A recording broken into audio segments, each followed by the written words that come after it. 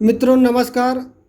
मैं राहुल कुमार राहुल स्टडी 91 पर आप सभी लोगों का स्वागत करता हूं। ये मित्रों हिंदी का क्लास है, टीजीटी के लिए स्पेशल बैच है। मित्रों निःशुल्क रूप से आप लोगों को शाम 7 बजे प्रोवाइड कर दिया जाता है। आप लोग एक बार मन से पढ़ लीजिए मित्रों, आप लोगों को निश्चित रूप से सफलता मिलेगी, यह मेरा आशीर्वाद है मित्रों। लेकिन मन लगा लीजिएगा, कहीं पर भी किसी भी चैनल पर पढ़िएगा तो मन से पढ़िएगा। जो भी मित्र, जो भी मेरे भाई बहन, जो भी मेरे गुरु पढ़ाते हैं वो बहुत मेहनत से पढ़ाते हैं मित्रों। बहुत प्रश्नों का सार संग्रह लेकर तब जाकर पढ़ाते हैं, ताकि आप लोग परीक्षा में जो एक सीट है उसको आप लोग ग्रहण कर सकें। मित्रों अब आज हम चलते हैं, 100 क्वेश्चन करा दिया गया है हिंदी साहित्य का इतिहास। जो भाई बहन ना देखे हों वहाँ से आप प्लेलिस्ट में जाकर तुरंत देख सकते हैं मित्रों। वो भी लाइन से लगा हुआ है, भाग 3 उस पर आप फ्रंट पेज पे देख सकते हैं कौन कौन सा भाग है। ठीक है, 3 वीडियो में 100 क्वेश्चन से ऊपर हमने ख़त्म कर दिया। आज देखेंगे, हम लोग देखेंगे, आप लोगों को बताया गया, देख लीजिए। आदिकालीन हिंदी साहित्य, आदिकालीन हिंदी साहित्य मित्रों आज 100 क्वेश्चन ख़त्म कर दिया जाएगा। बहुत ज़्यादा 10 से 15 मिनट मित्रों आप लोग बने रहिएगा, 10 से 15 मिनट देखेंगे। ये कहा जा रहा है, पहला क्वेश्चन मित्रों देखेंगे, हिंदी साहित्य के आरंभिक कालखंड को आदिकाल नाम देने वाले विद्वान कौन है। यहाँ देखेंगे तो कौन माने जाते हैं, आप जानते हैं ये कौन हो जाते हैं, हजारी प्रसाद। जॉर्ज ग्रियर्सन की बात अगर जो हम करते हैं तो इन्होंने कौन सा नाम दिया है, आप लोग तुरंत वहाँ जान जाएंगे कौन सा नाम दिया है।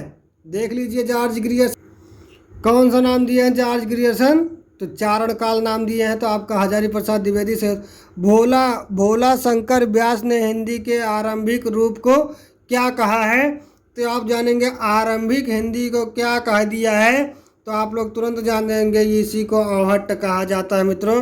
पहला भाषा आपको देखा जाए संस्कृत है, दूसरा पाली है, तीसरा प्राकृत है, चौथा अपभ्रंश है, अपभ्रंश के बाद अवहट्ट आता है, अवहट्ट के बाद प्रारंभिक हिंदी आते हैं। यहाँ देखेंगे आप अगला क्वेश्चन क्या है, तीसरा क्वेश्चन मित्रों देख लीजिएगा क्या कहा जा रहा है। राहुल सांस्कृत्यायन ने उत्तर अपभ्रंश की रचनाओं को हिंदी की रचनाएं माना है, इससे संबंधित रचना है, अर्थात इससे संबंधित कौन सी रचना है, तो आप लोग जानते हैं क्या कह दिया जाता है, हिंदी के प्राचीन कवि और उनकी कविताएं। ठीक है, अगला देखेंगे, चौथा वाला क्वेश्चन देखेंगे मित्रों।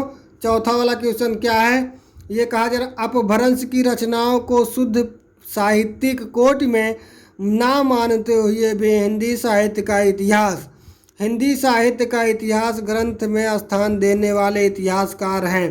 तो आपके इसमें ग्रंथ में क्या है, इतिहासकार कौन है, तो आप लोग जानते हैं हिंदी साहित्य का इतिहास का नाम जैसे ही आएगा तैसे ही रामचंद्र शुक्ल आ जाएंगे।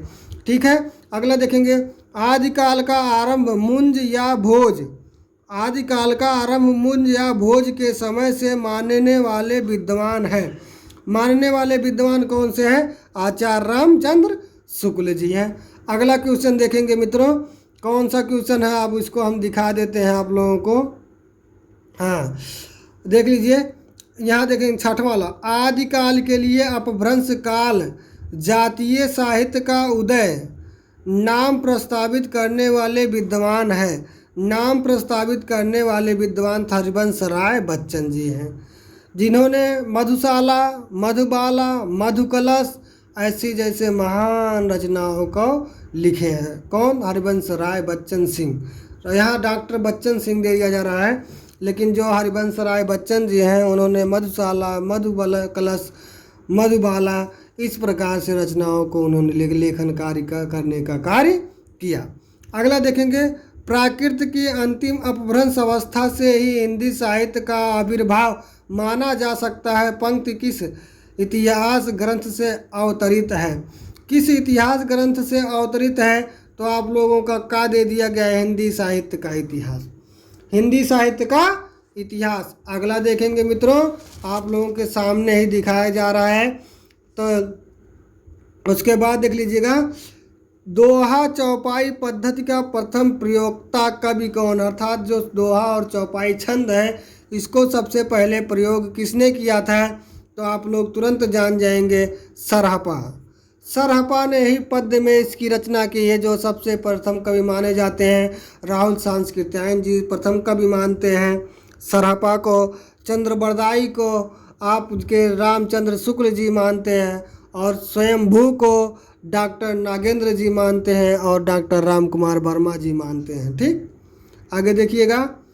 जैन परंपरा का सर्वप्रथम कवि है तो यहाँ कौन माने जाते हैं? स्वयंभू। फिर उसके बाद देख लीजिएगा, कहा जा रहा है कि बौद्ध सिद्धों के प्रथम साहित्यिक उद्धारकर्ता संपादन का शुभारंभ है। शुभारंभ कहाँ से है मित्रों? यहाँ देखेंगे आपका कौन सा हो जाता है? खा वाला वेंडल के द्वारा आपका क्या होता है? शुभारंभ होता है। राहुल सांस्कृत्यायन ने सिद्धों के चर्या पदों और दोहों को किस शीर्षक से संपादित किया है?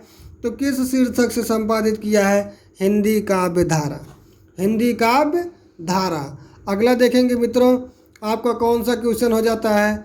आपका ब्राह्मण पंचमकार मध्य मांस मत्स्य मैथुन और मुद्रा का विधान किस साहित्य में मिलता है?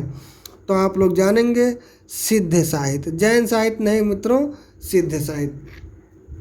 फिर अगला देखेंगे, कहा जा रहा है सिद्धों के चर्या गीतों एवं दोहों का प्रकाशन बौद्ध गान ओ दोहा नाम से मामा करके कर दिया हर प्रसाद शास्त्री ने किस वर्ष किया था? बौद्ध गान किस वर्ष किया था? 1897।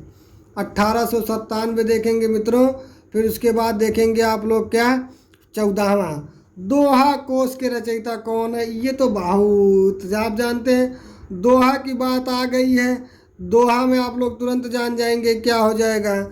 सरहपा जी हो जाते हैं। और इसका क्या होता है? पहला वाला ऑप्शन सही होता है मित्रों, यहाँ ध्यान देंगे। पहला वाला इसका ऑप्शन 1917 वाला। पुस्तक जल्हड़ हथ दय चली गजन नृप काज।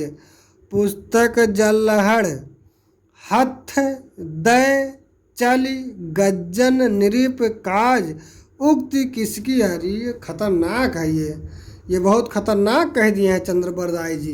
किसने? चंद्रबरदाई ने बहुत खतरनाक कह दिया। 15 के 15 क्वेश्चन हो गए मित्रों। आगे बढ़ते हैं। अगला 16 देखते हैं मित्रों क्या है।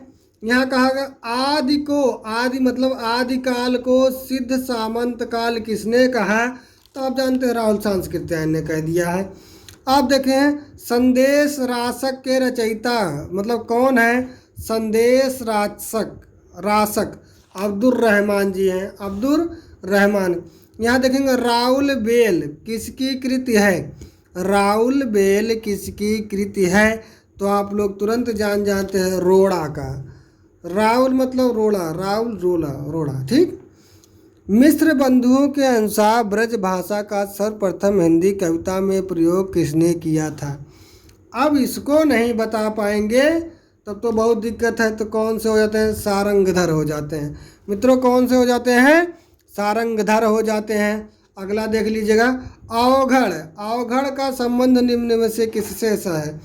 अवघड़ बाबा कहाँ से आ जाते हैं? गोरखनाथ। अलाख निरंजन बाबा भैरवनाथ अवघड़ कह दिया गया है। भू परिक्रमा की रचना किसने की है? भू परिक्रमा की रचना किसने की है? तो विद्यापति जी की है। अगला देखेंगे, हरिचरित्र के रचनाकार कौन है? हरिचरित्र के रचनाकार आपके कौन मिल जाते हैं? तो आपके 22 के लालच दास कह सकते हैं मित्रों, लालच दास। अब उसके बाद 24 पे चलते हैं। 24 के बाद फिर कितना? लालच दास के बाद कौन आ जाते हैं आपके? लालच दास के बाद देखेंगे मित्रों, यहाँ देखेंगे नल दमयंती की कथा किसने लिखी है? नल दमयंती की कथा किसने लिखी है? महाकवि व्यास कवि जी ने लिखा है। आदिकाल का प्रथम कवि कौन? आदिकाल का प्रथम कवि कौन है? तो यहाँ क्या लगाएंगे? 24 का सरहपा। दो दोहा और चौपाई जैसे छंदों को लिखने का कार्य सर्वप्रथम इन्होंने ही किया। किसने? सरहपा ने। राहुल सांस्कृत्याय ने हिंदी का प्रथम कवि किसे माना है? तुरंत बता देंगे आप लोग, सरहपा। मैंने पहले ही व्याख्यान में बता दिया सरहपा। अब आगे देखेंगे मित्रों, आप लोग 26 देख लीजिएगा। 26 क्या कहता है, इसको भी ध्यान दीजिएगा। यहाँ क्या कहा जा रहा है 26 में क्या कहा जा रहा है, तुरंत देखिए। आचार्य रामचंद्र शुक्ल ने देश भाषा काव्य की पुस्तकों की संख्या मानी है। काव्य की पुस्तकों की संख्या मानी है तो 8 मानी है मित्रों। कौन से मानी है? 8। कविराज श्यामल दास ने रासों की उत्पत्ति मानी है। कौन सा मानी है? कौन सा रासो है? यहाँ तुरंत लगा देंगे रहस्य से। रहस्य से माना जाएगा। काशी प्रसाद जायसवाल ने रासों की उत्पत्ति मानी है। रासों की उत्पत्ति कब मानी है? तो आपका गा क्या, वही रहस्य से। नरोत्तम स्वामी, यहाँ देखेंगे मित्रों, नरोत्तम स्वामी के अनुसार रासों की उत्पत्ति है। रासों की उत्पत्ति किससे मानी है? 29 का आपका क्या हो जाता है? रसिक से। रसक नहीं मित्रों, रसिक से। रासों की उत्पत्ति आचार्य रामचंद्र शुक्ल ने मानी है। कहाँ से इन्होंने मान ली है? तो आप लोग 30 का क्या माना है बताएंगे? रामायण से। रामायण से बताएंगे। अगला देखिए, नेमिनाथ रास। नेमिनाथ रास के रचयिता कौन है? तो आप लोग तुरंत बताएंगे कौन है। 31 का सुमति गण। कौन से हैं? सुमति गण जी हैं। अगला देखेंगे आपका कितना 32वां है, दंगवय पुराण। दंगवय पुराण के रचनाकार हैं। दंगवय पुराण के रचनाकार कौन है? तो आपको कौन मिल जाते हैं? भीम कवि। भीम कवि जी मिल जाते हैं। योगचर्या। योगचर्या किसकी पुस्तक है? योगचर्या किसकी पुस्तक है? आपका 33 का 33 क्वेश्चन नंबर क्या हो जाता है? डोम्भिपा। डोम्भिपा कौन हो जाते हैं? डोम्भिपा। यहाँ देखेंगे अगला क्या कहा जा रहा है। अगला क्या कहा जा रहा है, यहाँ ध्यान से देखेंगे मित्रों। यहाँ क्या, स्वयंभू लिखित रचना कौन सी है? स्वयंभू की लिखित रचना समझ लीजिए क्या है? पहुम चरयू। पहुम चरयू है आपका मित्रों, ये बहुत महत्वपूर्ण रचना है। फिर कहा जा रहा है आल्हा खंड के रचयिता है। आल्हा खंड के रचयिता अगर जो पूछा जाए तो आप लोग जगनिक लगा दीजिएगा। चंद्रवरदाई जो है किसका है? नलपति नल्ला किसका? सारंगधर आपके हो जाते हैं। तो यहाँ देखेंगे आपका क्या है, लास्ट वाला देखेंगे मित्रों। कहा जा रहा है पाहुड़ दोहा ग्रंथ की रचना किसने की? पाहुड़ दोहा की ग्रंथ की रचना किसने की? तो आप लोग तुरंत लगा देंगे राम सिंह ने की। राम सिंह ने। आपका यहीं पर 36 क्वेश्चन समाप्त हो जाता है मित्रों। धन्यवाद।